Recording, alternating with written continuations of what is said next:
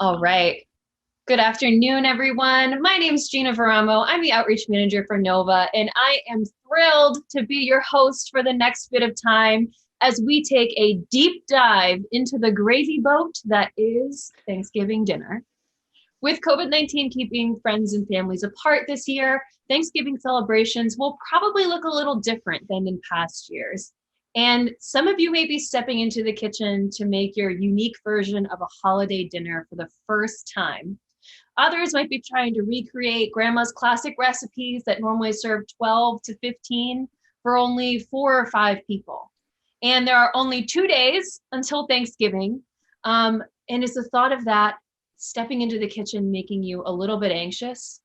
Well, let's stop, put the turkey down, put the potatoes down, take a deep breath. You can do this because, in the words of the great Chef Gusteau from Ratatouille, anyone can cook. And that means you, and you don't have to do it alone. Lan Lam, our senior editor at Cooks Illustrated, is back and here to answer all of your last minute Thanksgiving cooking questions. So your questions during this next hour are going to drive most of our discussion. So please put any meal prep or cooking questions that are on your mind in the comments wherever you're watching on Facebook or YouTube, and we're going to try to answer as many of them as possible. So Lan, thank you so much for taking the time to join us this afternoon. I'm sure it is a very busy time of year for you. Hi, Gina. It's great to be here. It's nice to take a break from answering questions online to answering questions in person. I actually really enjoy getting to get a peek into what everyone's doing this year for Thanksgiving. It's been really fun to see how creative people have been getting. Oh yeah, I'm sure a lot of people are getting creative in their kitchens this year. And I think that means that, so a lot of folks, you might be cooking for the first time, you might be cooking for a smaller group. So we kind of want to start this conversation with one of the first things that might come to mind is how to make recipes smaller. So we have the CDC recommending that folks only gather with folks in their immediate household. So, I mean, for me personally, I'm having a very small Thanksgiving with just my husband when normally we would cook for 9 or 10 people. Do you have any advice for how we can adjust some of these recipes accordingly? Yeah, so there are some recipes that are really easy to scale. Like if you're making mashed potatoes and your recipe serves 8, you want to cut it in half. As long as you divide all of your ingredients by 2, you're going to nail it. Your cook times likely won't change very much. Your prep methods won't change. You're good to go. But with other recipes, for example, if you're roasting a turkey, your cook times are going to change pretty drastically when you use a smaller bird. And there are a couple of things to keep in mind. Most recipes will specify a size, and the times that they provide and the visual cues they provide will guide you to success. When you are changing up the amount of ingredients, cook to the visual cues. If the recipe says, take these onions and you're going to caramelize them and it's going to take 20 minutes before they become pale golden brown. If you have half the onions, it won't take 20 minutes. It'll take less time, but it might not be half the time. So don't just cut the time in half. Cook to the visual cue. Cook till the onions are golden brown before you move on to the next step. That's kind of the way that when I approach dividing recipes in half or scaling them up times 3 even, it's the visual cues that guide me. And that can, it can make timing things a little bit trickier. But I think in a year like this one, cut yourself a break, give yourself plenty of time, and don't worry if, things don't work out perfectly. It's still going to be a really lovely meal. And actually, I actually learned one other really fascinating thing about scaling recipes. One of my colleagues this year did a recipe for a beef Wellington. And what that is, for people who don't know, is you have a beef tenderloin. So it's this kind of log of meat that you coat with this sauteed mushroom mixture, slices of prosciutto, and then you put a pastry dough over the top of that, and then you roast the whole thing. And Steve his original recipe, I believe, serves 8, and it's like a 3 or 4 pound roast that he's cooking. And we decided, it'd be a really good idea to do a scaled down version of this recipe. So we did one where we used a roast that was half the size. And what was shocking to me was, well, how long do you think the half roast took to cook? So if you went from 3 to 4 pounds to like, yeah, so like the 3 pounder took like 90 minutes.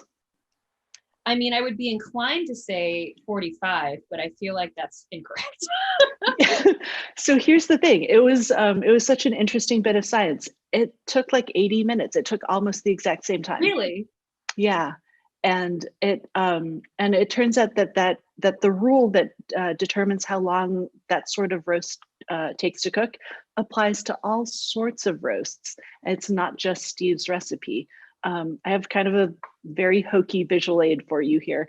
But if you if you imagine that this is that roast, the time it takes for the very center, like right in there, to get to cooked is not determined by how long it is, but how wide it is. So when you cut that roast in half, you haven't changed how wide it is. Like that depth to the center is still the same. So the cook time remains unchanged, which is why you do not cook 2 times when you're changing up a recipe. You cook to the visual cues. In the case of Steve's roast, you would be cooking to the internal temperature. That makes sense. So if that piece of meat was a little narrower, say, it wasn't as wide, but it was a little, would that would change the time. Yes. Cool. Yeah. So like if you're roasting a pork tenderloin and you want to speed it up, don't cut it in half this way, cut it in half the other way. Don't cut it in half crosswise, cut it in half lengthwise. That's how you shorten a cook time. But I digress. We have one of our first questions from Emily on Facebook. She wants to know, there are rave reviews for Torsi's turkey recipe on several well-respected food sites. Okay. But it involves roasting a turkey breast that's first wrapped in plastic wrap and then foil for several hours at 250. Does this seem safe to you in terms of having plastic wrap in the oven? That's a great question, because my initial thought would be, I would never put plastic wrap in the oven, but I don't know. The 250 temperature and the layer of foil is what makes me think that it could be okay. I'm always really hesitant about putting plastic against fats, though, just because I never quite understand. I don't quite understand what kind of minerals, chemicals might get pulled one way or the other. So I have definitely put plastic wrap in the oven. Like I've baked custards and creme brulees where like the water bath, the pan in which the water is contained, is covered in plastic. But I'm without kind of talking to some people who are in the know about how plastic and fats interact under heat, I'd be a little hesitant. I do have a trick for that person though. They make oven safe plastic bags. And so instead of using plastic wrap, I would consider using a turkey bag, because it is designed to be baked in the oven with a bird, and they've done the testing to make sure it's okay. So I would maybe check out the comments on those recipes and see if people have tried using a turkey roasting bag. What's the benefit of a turkey roasting bag? Does it just like contain moisture, or what does it do?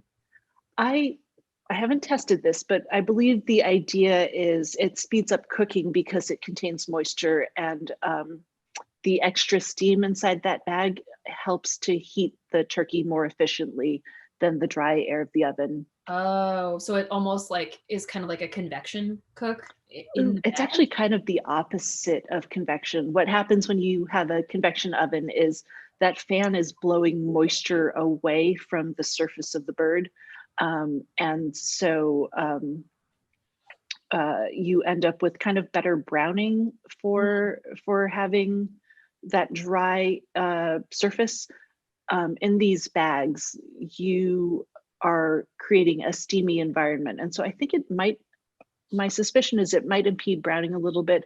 I'm guessing recipes that do use this, I don't know if they like have tricks for making sure that it browns well. It's not something I've worked with, but they are different principles, capturing steam with the bag versus blowing it away with a convection setting.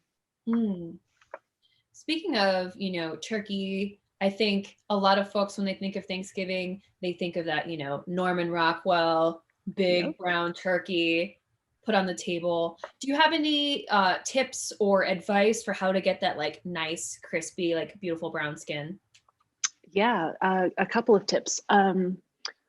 Some of it starts with the pre-treatment. So I always recommend salting or brining your turkey, just because the salt helps improve the flavor. It improves the juiciness of the bird. It makes sure it's nicely seasoned. But brining introduces a lot of water into that skin because that turkey is just sitting in a salt bath for like 12 hours. And the extra water in the skin can impede browning. It just, the more water there is, the less Maillard reactions you have. Whereas allowing that skin to dry out when you dry brine your turkey gets you better browning and better crisping. But there are tricks you can do if you have a bird that's been brined, or if you prefer brining because it's faster, and it is a lot faster. So there are benefits. You can do things like applying a little bit of baking powder to the skin. It's a trick we use at the test kitchen quite a bit. Baking powder changes the pH at the surface. It raises it slightly. And at those higher pHs, your browning reactions are just, they take place more readily, and you get better color and better crisping. You can also apply butter. The milk solids in butter will cling to the skin just slightly, and so you get better color with butter than you would if you didn't oil the skin, or if you didn't treat the skin with anything, or even if you did oil the skin, because the oil will help transfer heat, but it doesn't have those proteins to give you that boost of browning. Last thing, and actually, I don't recommend this, but basting gives you great color because you're taking these protein-rich turkey juices and slathering it over the skin, and those proteins are the things that brown. The only problem with basting is you're also introducing a lot of water, so you get great color, but it's going to be your skin's going to be a little flabby and kind of not as crisp as you might want. Yeah, yeah. So we have another person on Facebook. Emily would still like to know about would your choice for dry brining versus wet brining, or how you would approach cooking your turkey, change if you were just cooking like a single turkey breast as opposed to the whole bird, or would you still approach it the same way? No, I think whether you're cooking a whole bird or a crown, a bone-in turkey breast, the principles are the same. Brining will get the job done a lot faster. It'll take up a little bit more space in your fridge because you're dealing with probably like a gallon, maybe 3 gallons of water, depending on the size of the turkey you're using. So you have to have space for brining, but you only have to have that space for maybe 6 to 12 hours. If you're dry brining, if you're salting, it takes a lot more time. It takes 1 to 3 days, but it's just a turkey. You don't have to deal with that water. And so I think whatever is most convenient for you. If you haven't defrosted your turkey yet and you want to do this treatment, you're going to brine. You don't have time to salt, and that is just that, and that's fine. I wouldn't stress it too much. I think either treatment is still so much better than just salting your turkey before you roast it. You just get much juicier, better seasoned meat. While we're talking about brines, I'm curious what you think. There's a lot of turkeys that come already brined, or is that like, can you just like go ahead with the cooking process with the already brined? Is it too much? I know some people that have like washed some of the brine off and done their own. What do you recommend for that? No, you've totally nailed it. If you purchase a bird that's been pre-treated, skip the brining step, skip the salting step. You can't, the way the birds are treated, you can't pull that brine out. The salt has already penetrated. Brines also add water weight to your bird. Like you're paying when your bird is pre-treated, you're paying for a little bit of water there because it increases the weight of your bird.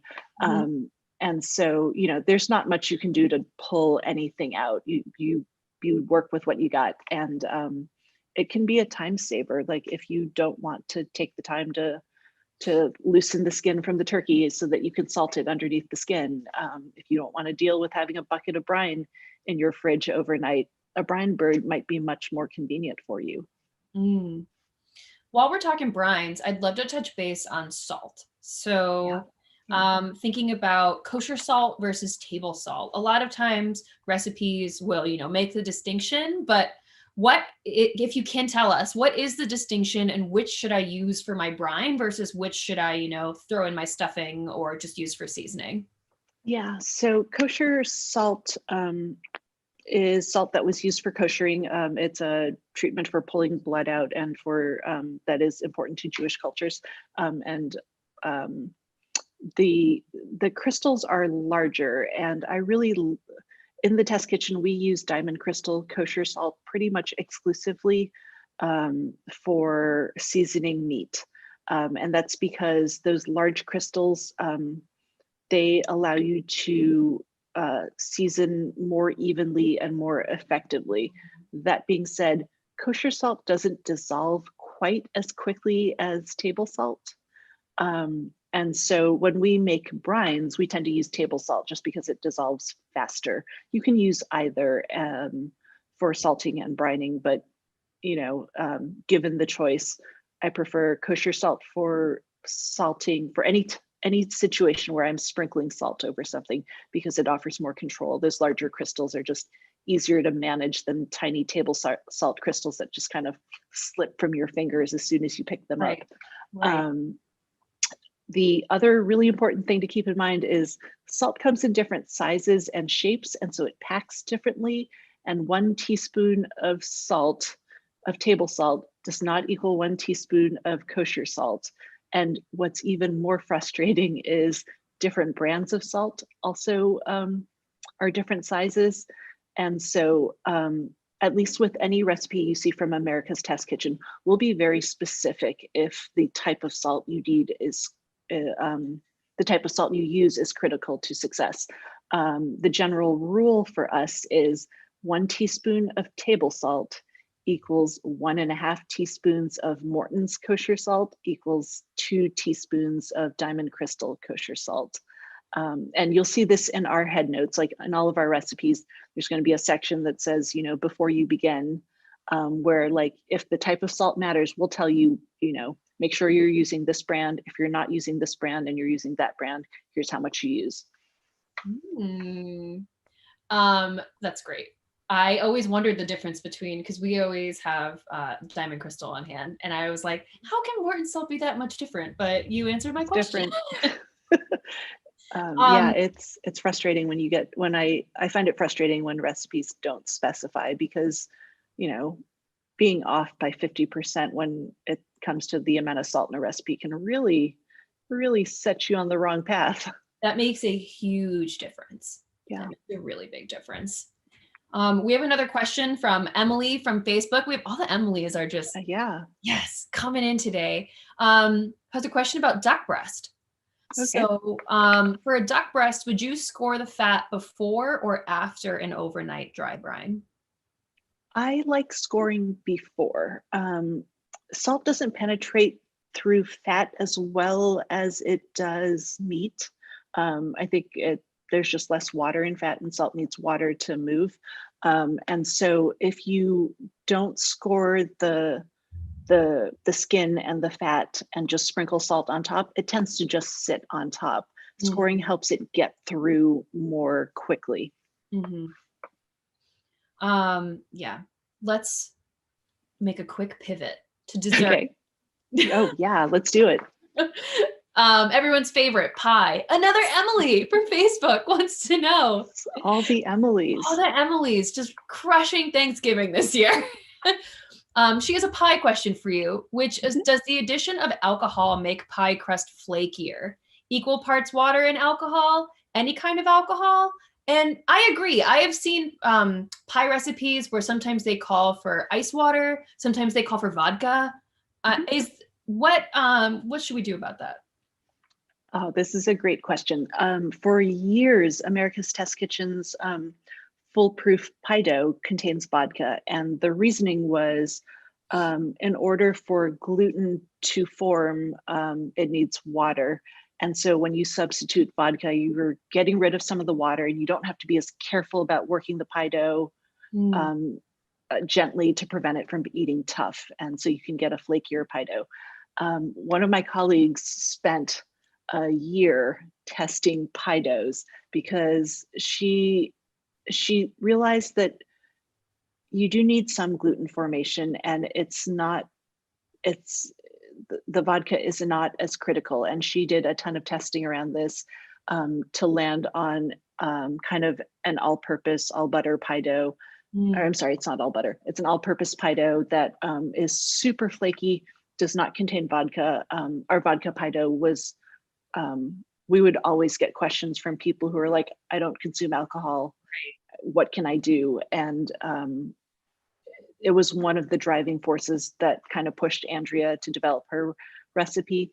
And what's brilliant about her recipe is she controls the water very carefully, but Mhm. to build in flakiness, she makes this kind of butter and flour paste that gets distributed throughout the dough in clumps, and then there are bits of butter that are coated in flour, and that gets distributed through the dough in clumps. And so you end up with these distinct layers and this really beautiful flakiness. No vodka needed. So I think that in the end, both recipes are fantastic. And if you're an experienced pie maker and you have made a lot of traditional pie doughs that don't involve vodka and you're just using ice water and butter and flour and you know what you're doing, both of these are going to feel a little weird because they're softer and they're non-traditional, but they work really well. Which one you use kind of dependent on what you have, like whether you have vodka at home. You can certainly substitute other alcohol that is of a similar proof. The flavor mostly blows off, so Right. you won't notice if it's like a tequila pie dough. It's not going to taste like tequila. um, uh, yeah, so I think if you want, if if you're serving someone who can't have alcohol, there are options for you. If you have vodka around and you're looking for a way to use it up, make the vodka pie dough. It's still really great. Um, it there I think which one you choose is kind of up to you. Mm. But I'm just thinking about a tequila pie dough in like a key Yeah. lime pie and how Oh yeah. like a little margarita in a dessert would be. Right. Or like in like a meringue topping. Oh, that'd be great. I don't know how Yeah. I don't know how you do that, but I kind of want to experiment now. Next event. We'll see. Right? Yeah, let's do a pie thing soon. Um, we have speaking of pies, I wanted to think about you were talking about, I've seen a lot of pie doughs that are all butter, but my grandma was always a Crisco gal. Yeah, yeah, yeah. She always how does the difference between like an all butter crust or butter and Crisco, or I've even seen some pie crusts with cream cheese in there. Yeah, yep. Um, how are they gonna? Are those fats impacting the flakiness or the gluten? Like, can I expect a different out flavor or a different texture from using those different fats, or are they kind of Uh, interchangeable? wow. They are they are sort of interchangeable. Hmm. So an all I think that an all butter pie dough will have the best flavor. Butter has those milk proteins that brown, and they kind of give a pie dough this rich, buttery flavor that's really delicious. And so, if I had to pick my favorite pie dough, I would say an all butter one is kind of my go-to. Hmm. But Crisco, it Crisco adds a nice flakiness to your dough that that and it makes flakiness a little bit easier to achieve in a traditional recipe. And I'm not talking about like, I don't know, Andrea's kind of like new school, like here's how you can do it with if you have a food processor and a grater and are willing to go through these steps. Like if you're looking at like your grandmother's traditional pie dough recipe, I think Crisco gets you flakiness without much effort. It's not for everyone. There are a number of people out there who aren't into the idea of having Crisco. And I'm trying to remember, I know the woman who developed the pie dough with the cream cheese in it. I just can't remember why Erica put it in there. I feel like it's a small amount and it's for pliability rather and to make it easier to roll out rather than to change the flavor of the dough. Yeah, I remember I'm not sure if it was the same recipe, but the only time I've used cream cheese in a pie dough was for mini pies, like that you make in like a muffin tin. Yeah, and it just needs to be a lot more easily molded into that tin. It needs to be a little bit more flexible, which is something that butter doesn't offer, because butter when it's cold is just it'll break instead of bend.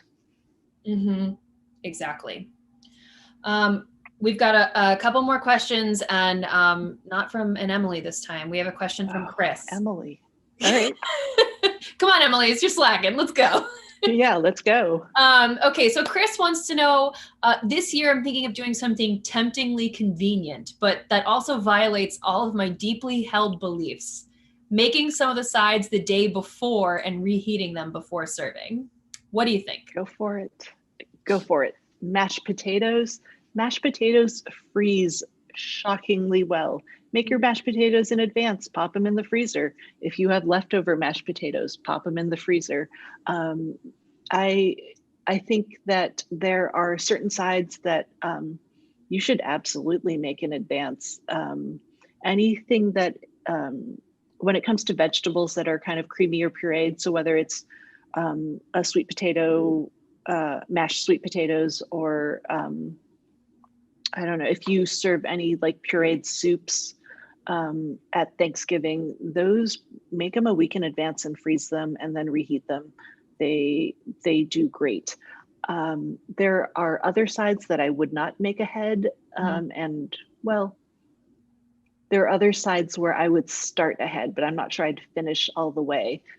Something like stuffing, you can stale your bread, you can cook off your aromatics, you can mix everything and just pop that mixture into the freezer. And then the next day, instead of reheating, which would take almost as long as just baking it, you just, assemble and bake. If you make if you do a green bean casserole, prep your green beans in advance, and then the next day assemble and bake. I think there are a lot of ways to kind of speed things up, and so that you're not trying to juggle getting everything cooked in the last hour. Yeah, that's what we're actually doing this year. So we've cut and dry brined the turkey. It's in the fridge right now. We made our cornbread. We're making a cornbread stuffing this year. So that's nice. Already made and like kind of doing its thing. Tonight we're gonna make we're gonna start the gravy. And then tomorrow we're gonna make our stuffing or not our stuffing, our mashed potatoes and our cream cheese. Not cream cheese, making cream cheese. I'm making a New York cheesecake. Yes. Hence the cream cheese. Yes, that sounds great. Oh. Yeah, so we're gonna, and then on Thursday, all we have to do is like make a salad, cook the turkey, heat things up. And we did this last year and it was so much easier to spread everything out, plan all your oven times. Like it was great. Yeah. I have a whole Thanksgiving spreadsheet that I use, and mostly it's to make sure that I have a game plan for when things come into and get out of the oven. There are certain foods where I kind of plan for a worst case scenario. If something goes wrong, will this thing taste great at room temperature? If it does, I'm baking it early. Like Rolls don't need to be perfectly hot. They can be reheated if I have time. Rolls get baked early. Stuffing, really nice when it's hot, but if I bake it and it comes out and then I wrap it in foil, I can keep that sucker warm for a good amount of time. I Yeah. don't worry about baking that at the last minute. A turkey, a 12-pound turkey will stay hot. You shouldn't carve it for at least half an hour, 45 minutes, even an hour 15 if you've got like a 16-pound bird. So, I plan on the turkey being out of the oven 45 minutes to an hour before I plan to serve it. And that means that things that have to be hot or things that cook really fast, they're the last to go in. Yeah. And when possible, if things are baking within 25 degrees of each other, I'll bake two things at the same time, even though I'm probably not supposed to. It's Yeah, pandemic Thanksgiving. You can do whatever you want now. exactly.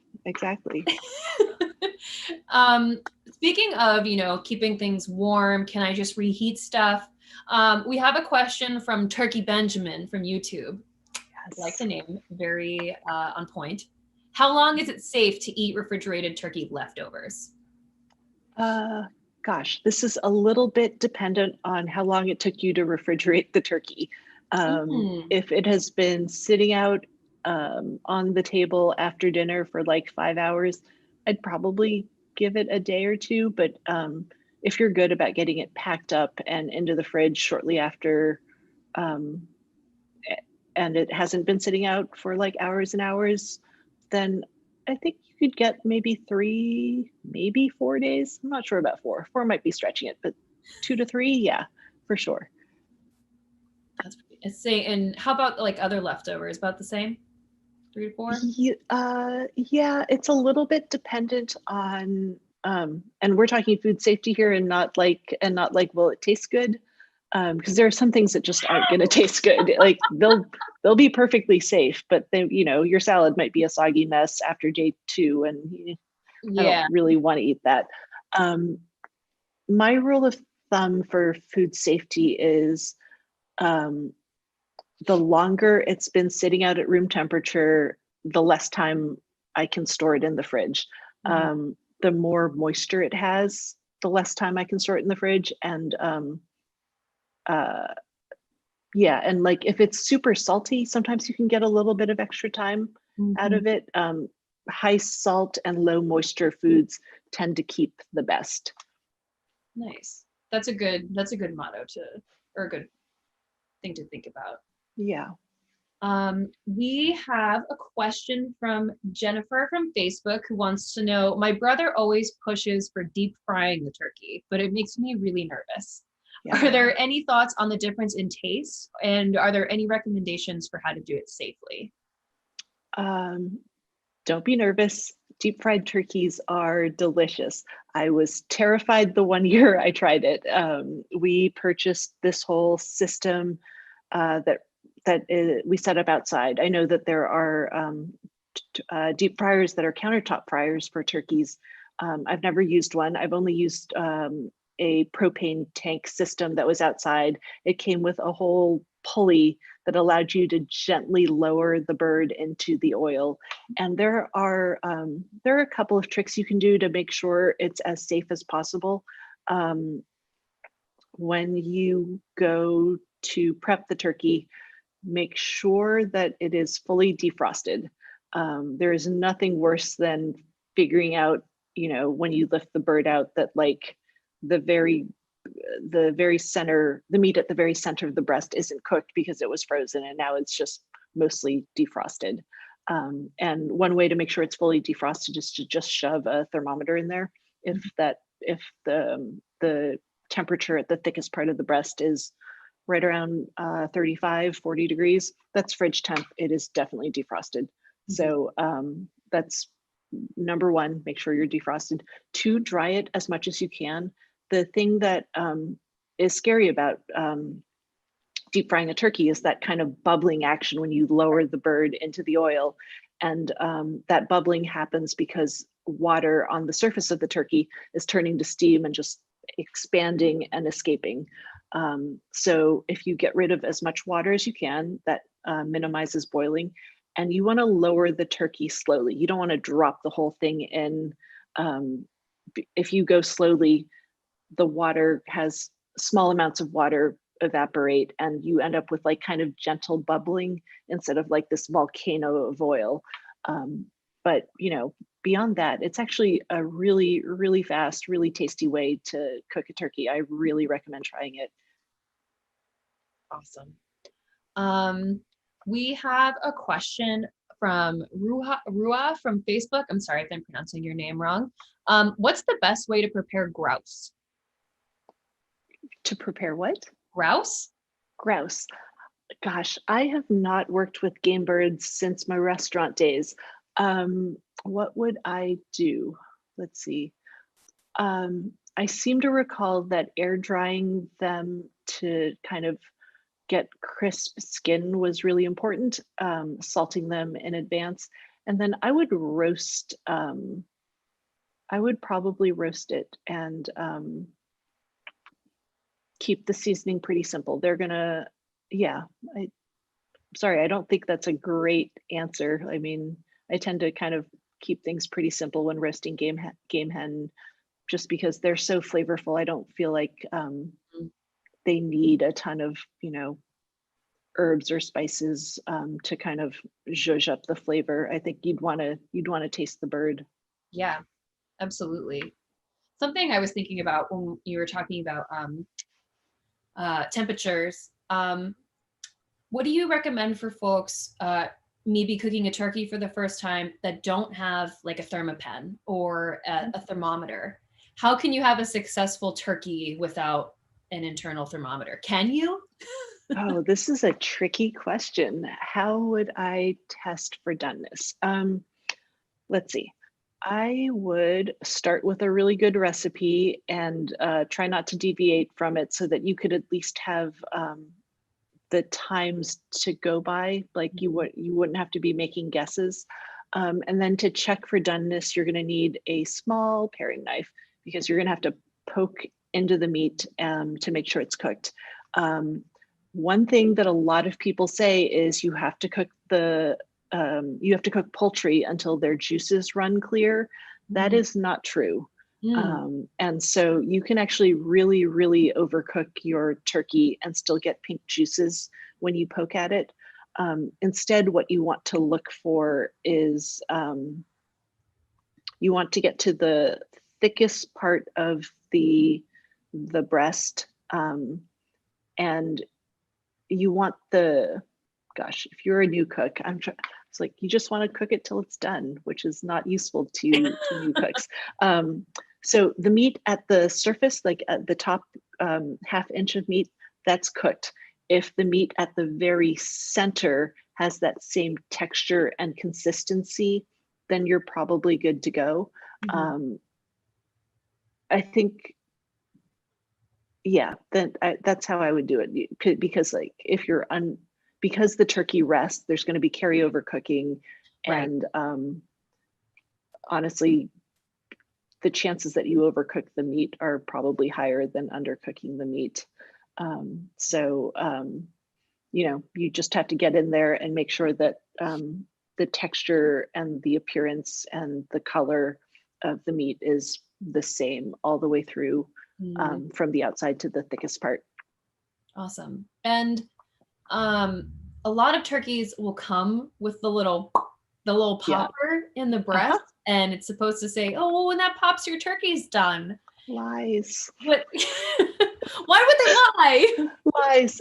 So it's a really great idea. The way those work is there's a little bit of epoxy on the inside of that plastic unit, and that epoxy, I believe, melts at 165 degrees, and that allows the little red part to pop up. Here's the thing, though. If you cook your turkey to 165 degrees and then you take it out and you let it rest, it's going to shoot up to probably 180, and turkey breast at 180 degrees is bone dry. Yeah. Really terrible. And so what I tend to recommend is to cook to a slightly lower temp, 160 degrees. It'll still carry over, but it won't carry over quite as drastically. And you end up with a much better result. And actually, I've written recipes where like, I'll pull, if I'm cooking at in a really hot oven, you can expect more carryover because you're blasting the surface of that bird with a ton of heat. And you can actually remove your turkey at like 155 degrees even, and let carryover cooking take you the rest of the way. But you know, that might be a little advanced. If you're not sure what you're doing, 160 is the key. When you say 160, are you talking 160 in the breast, 160 in the thigh? Do they need to be different temperatures when you pull them? That's a great question. So poultry is food safe when it hits 160.1 degrees and is held there for like 2 seconds. And so most recipes will tell you to take the breast to 160 because, you know, it'll carry well past that. And so it's perfectly safe. The thighs are actually done at 160, but because they are dark meat and dark meat tends to have more collagen and be a little bit chewier, we tend to cook it to 175 degrees. That extra heat lets the meat become a little bit more tender. And so when you see recipes that say, you know, cook it until the breasts hit 160 and the thighs hit 175 degrees, don't stress it if your thighs are a little over or a little under 175. They're still done. 175 is ideal, but you know, if you miss that mark by a little bit, it's fine. You do want to make sure your breast, that turkey breast, gets to 160. Awesome. And when you carry over cook, when you let your turkey rest, are you tenting it in foil, just leaving it room temp? Is there a certain way to go about that? You can. I don't bother. I think tenting in foil just traps moisture on the skin, and then if you've gotten it nice and crispy, it's not going to be crispy when that foil comes off. I did some testing where I roasted some turkeys, pulled them out, and shoved a thermometer in there just to see how long it would take them to cool, and it takes a long time. They are screaming hot in the middle after 20 minutes of resting.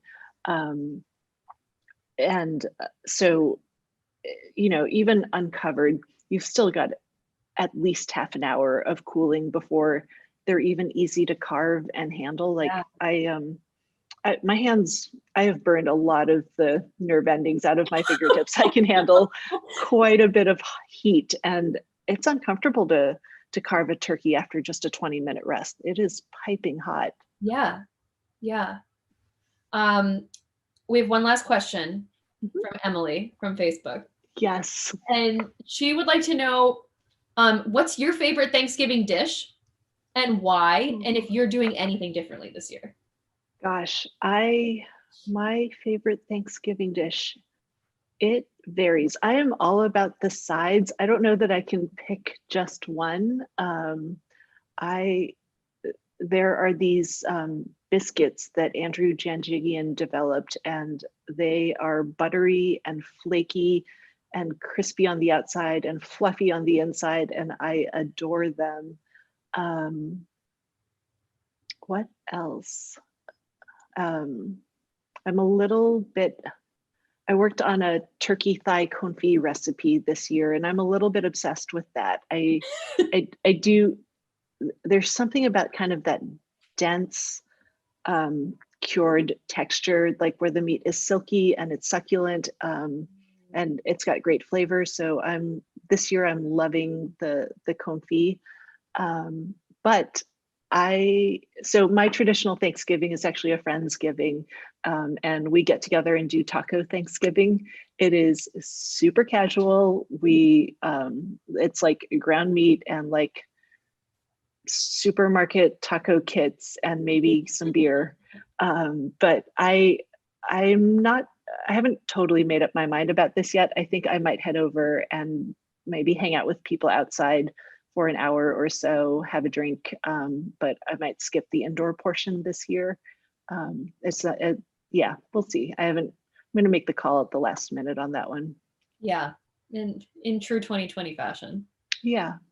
But it'll still be fun. I will still get to see friends.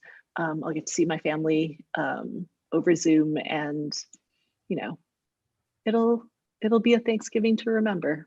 Yeah, I think so. Well, Lan, thank you so much for taking this time to answer all of our questions. My pleasure. And great questions from the Emilys and everyone else. Do you have any other resources or anything that you can direct folks to from Cooks Illustrated or America's Test Kitchen if they have additional questions or are looking for more resources? Gosh, I wish I had prepared more for this. Please do pop over to our website. There are a ton of fabulous recipes over there. And for our subscribers, the test cooks actually respond to comments. And so if you have questions, come on by, pop them on there, and one of us will get back to you. And I can attest to that the cheesecake I'm making is an America's Test Kitchen recipe, and it is phenomenal. Oh, it's so good. It's velvety and rich. Actually, I love that cheesecake for Thanksgiving. Another winner. We usually do pies, but this year, like, I'm not a big pie fan. And my husband's like, well, there's no point in making a pie just for me. And we both love cheesecake. So we're going to make the foolproof New York cheesecake, and I'm going to make some sugared cranberries to put on top. Oh, that sounds lovely. I cannot wait to see you're posting photos, right? I'd love to see what you end up making. Awesome. Yes. So thank you, Lan. And to everyone who is watching, thank you so much. Best of luck on Wednesday, Thursday, tonight. I'm doing some prep tonight. You can do some prep tonight. You could do some prep tomorrow. Or you know what? You can order a pizza on Thursday, because you know what? Thanksgiving is all about the folks that surround you, not necessarily the food. We've all had a crazy ride this year. So we have a lot to be thankful for, that we can be here with our health, our folks in our household, our loved ones. So thank you for being here. Thank you for spending your time with us. Lan, thank you for spending your time with us. And we hope to see you all soon. Take care. Bye, everyone. Happy Thanksgiving.